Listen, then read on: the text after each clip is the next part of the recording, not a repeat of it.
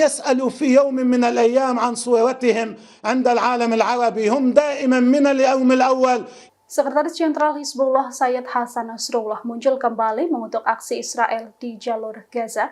Melalui sebuah video terbaru, Nasrullah membongkar kekalahan Zionis yang selama ini ditutupi oleh pasukan Israel. Dikutip dari Pars Today, ada setidaknya 5 poin yang disampaikan oleh Nasrullah dalam video terbarunya. Nasrullah mengungkapkan bahwa selama 3 bulan, pasukannya telah melancarkan lebih dari 670 operasi terhadap pasukan Zionis. Operasi Hizbullah ini mengakibatkan banyak tentara Zionis terbunuh, sementara 12.000 lainnya mengalami cacat dan mengalami luka.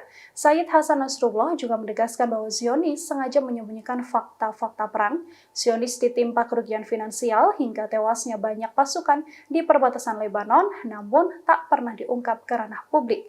Hingga saat ini, Hizbullah juga menegaskan Israel tidak berani menargetkan wilayah Beirut meski telah membidik wilayah tersebut selama bertahun-tahun. Tewasnya pimpinan Hamas Saleh Al-Arauri juga menjadi bendera bagi Hizbullah untuk melakukan agresi besar dan berbahaya di Israel. Download Tribun X sekarang, menghadirkan lokal menjadi Indonesia.